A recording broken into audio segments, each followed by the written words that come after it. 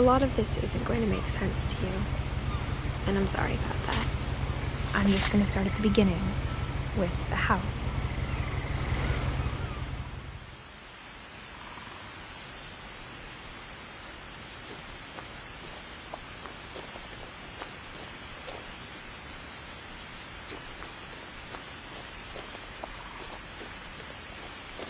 I lived here until I was 11, but I wasn't allowed inside half the rooms.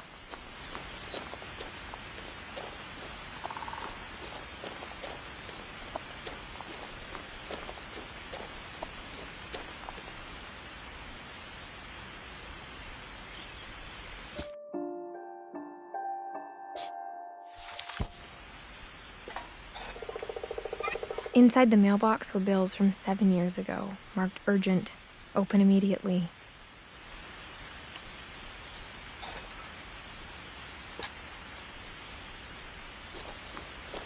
I hadn't been back since my brother Lewis's funeral.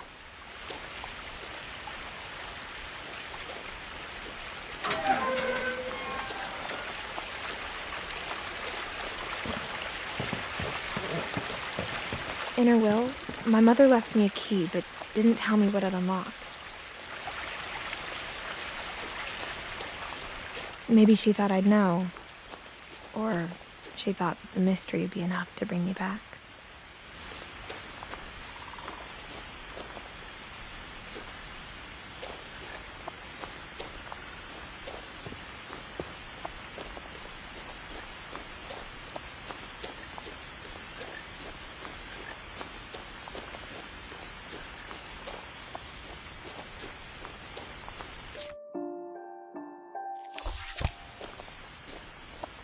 No one had driven this way in a long time, but I saw a few hoof prints.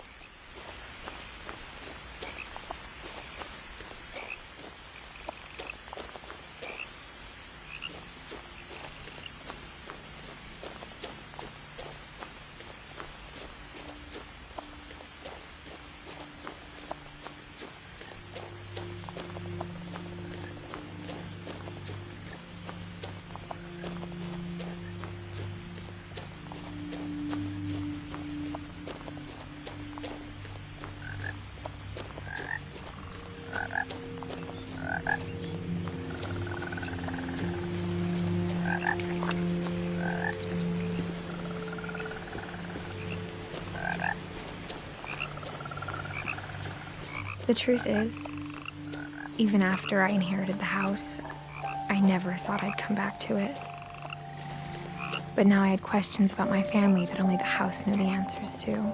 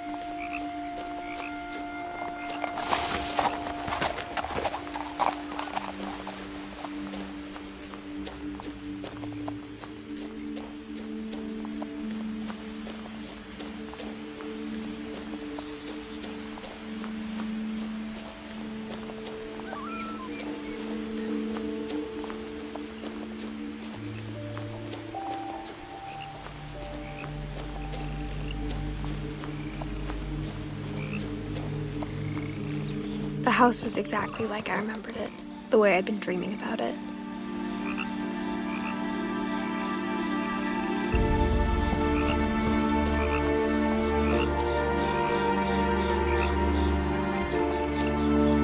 As a child, the house made me uncomfortable in a way I couldn't put into words.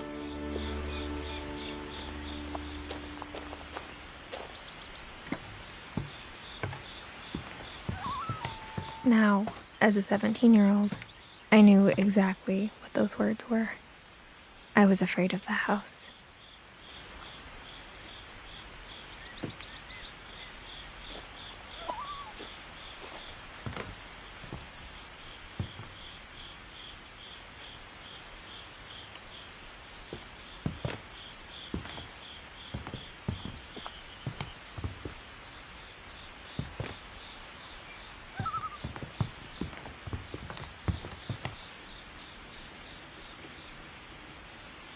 I hoped the key might unlock the front door.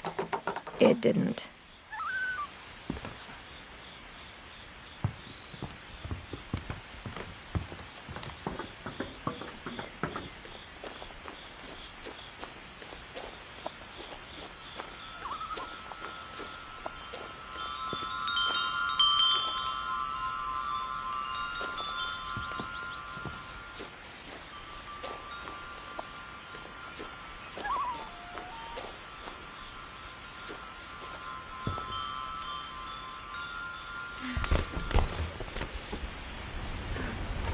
Crawling through the doggy door used to be a lot easier when I was 11.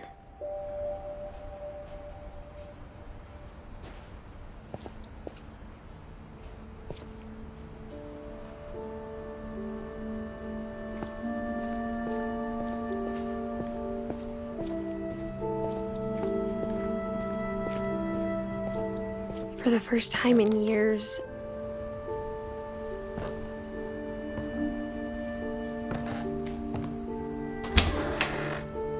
I felt like I was home.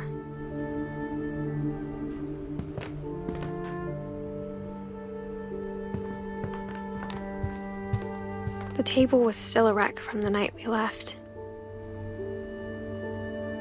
It was like a bomb had gone off, killing everyone but sparing the furniture.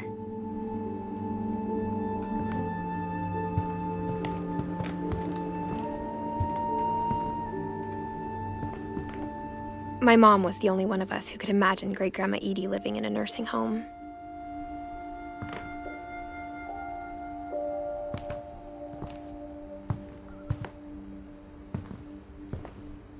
Nothing in the house looked abnormal. There was just too much of it, like a smile with too many teeth.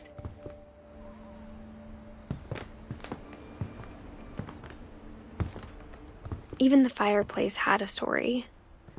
Edie told me the bricks came from the original house, after it sank.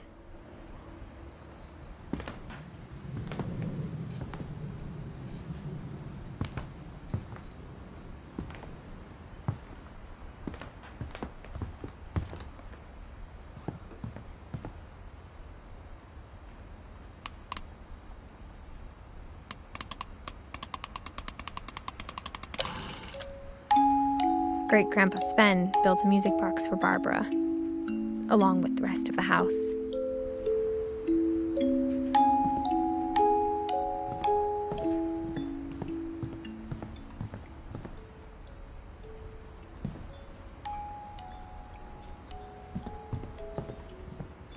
My mom wasn't much of an optimist, but she never stopped believing that my brother Milton was alive.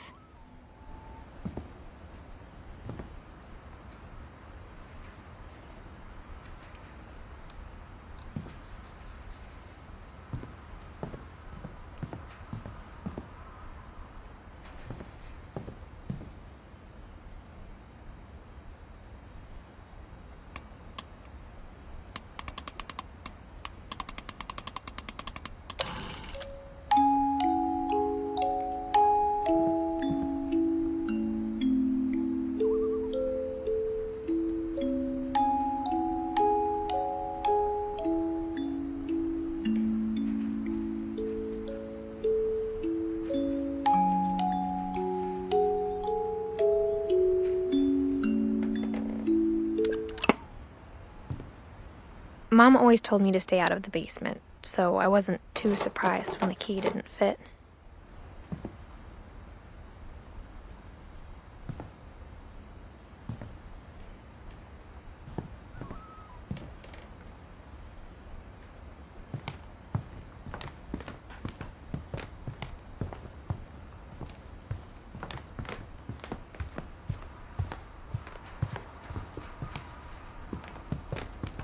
Instead of a family, there were just memories of one.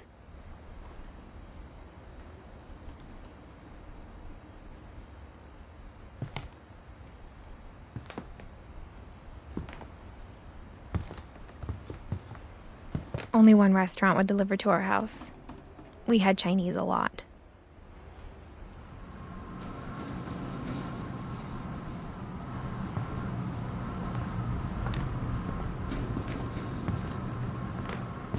After Louis started working at the cannery, we all got pretty sick of salmon. Except our cat, Molly.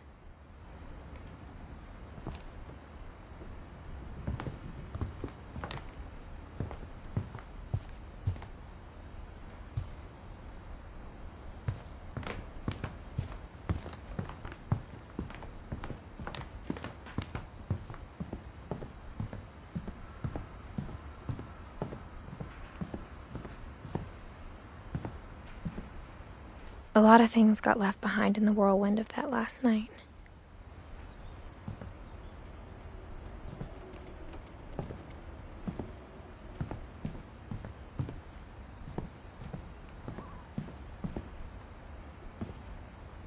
After Milton disappeared, Mom sealed up all the bedrooms. Then Edie retaliated and drilled peepholes.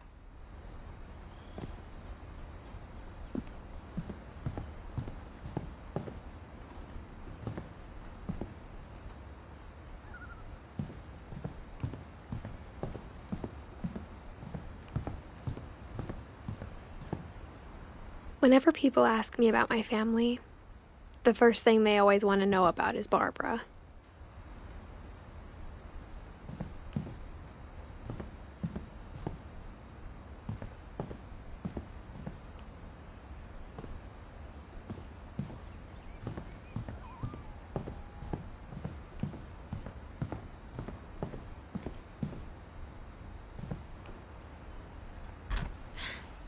As a kid, I just assumed every house had peepholes and sealed rooms you weren't allowed inside of.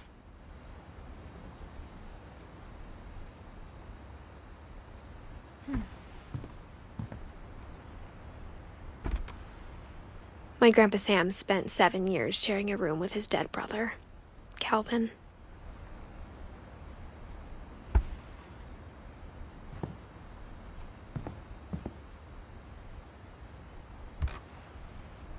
The last time I was in Edith Sr.'s room, I was 10 and she was painting my portrait.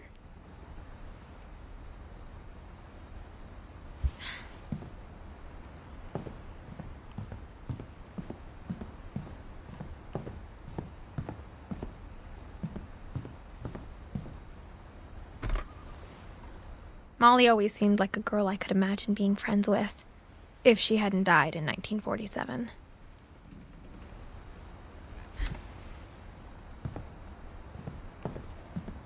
I spent a lot of time playing in Great Uncle Walter's room. I think my mom sometimes regretted not sealing it up.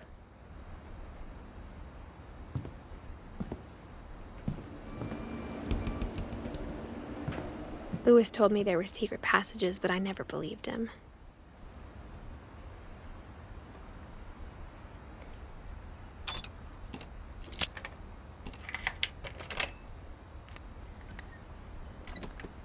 Turns out, my mom was really good at keeping secrets. Now it was time to find out what my mom had been afraid of.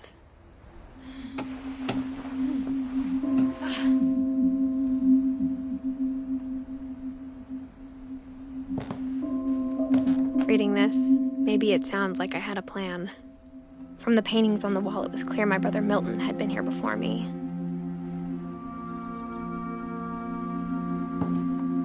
But I had no idea what was behind that door.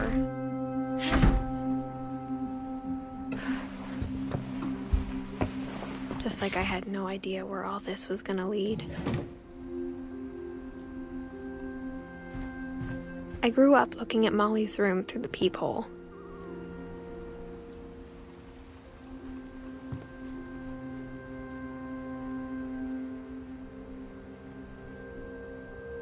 Molly's gerbil had a tiny bedroom with its own even tinier gerbil cage.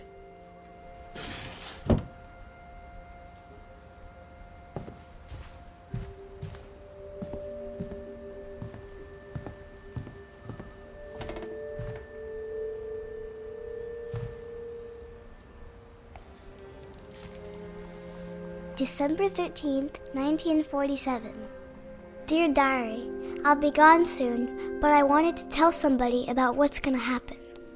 It started when Mom sent me to bed without dinner. I woke up and I was starving, so I looked around for something to eat.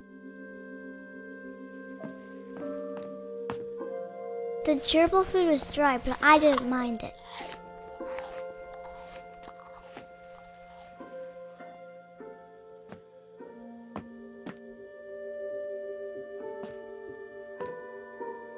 My Halloween candy was all gone.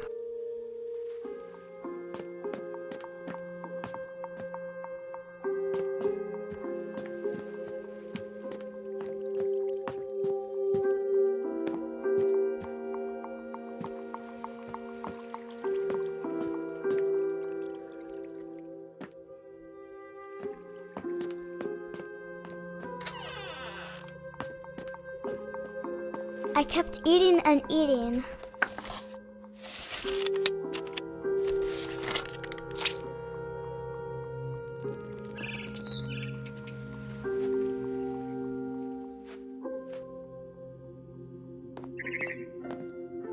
I ate a lot of things that night.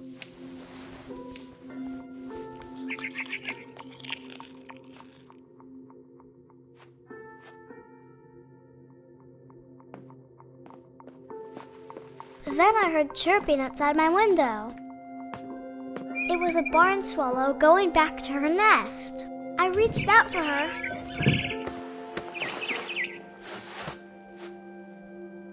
And suddenly, I was a cat.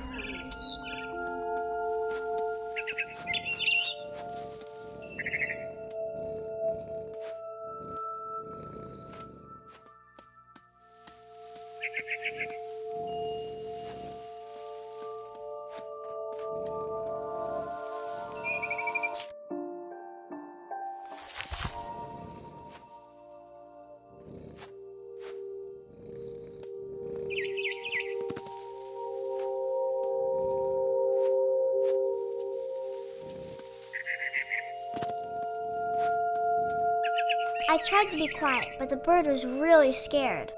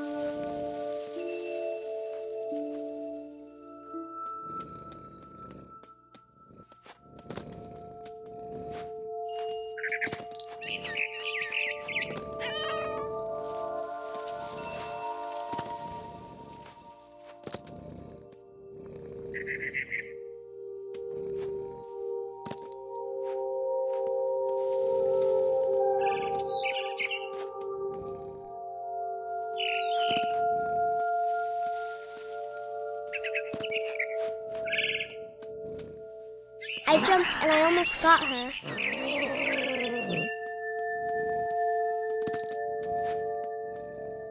I could tell she was getting really tired.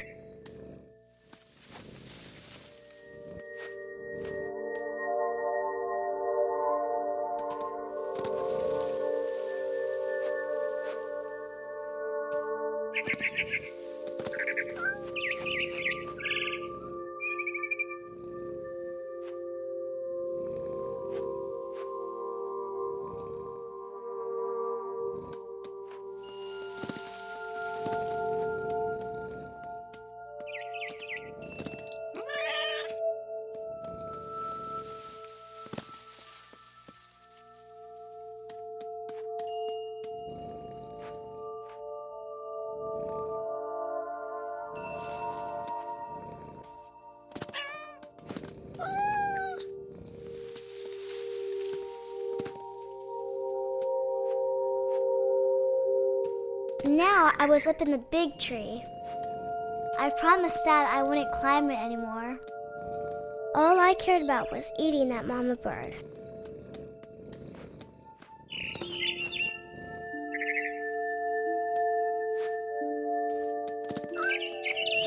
I gobbled her up. And suddenly, I was an owl. First, all I heard was the wind. Then I heard little teeth nibbling in the grass.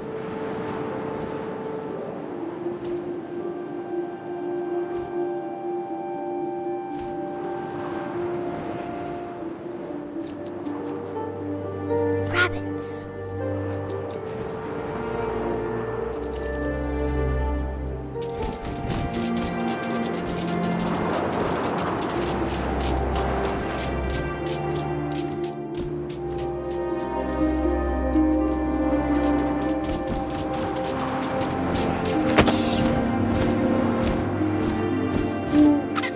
I imagined his face looking up and seeing mine through my talons. I swallowed him up, and I didn't chew one bit. Then I flew off to find something bigger.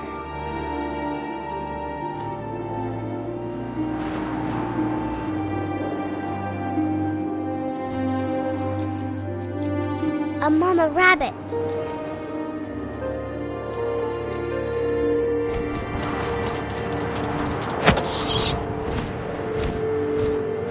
She was almost too big to carry. I started choking, but I couldn't stop eating. And suddenly, I was a shark.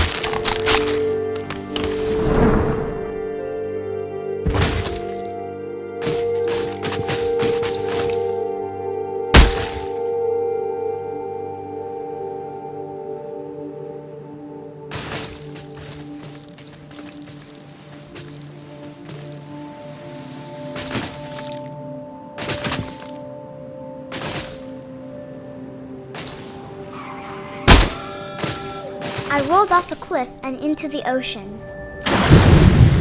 Now, I was hungrier than ever.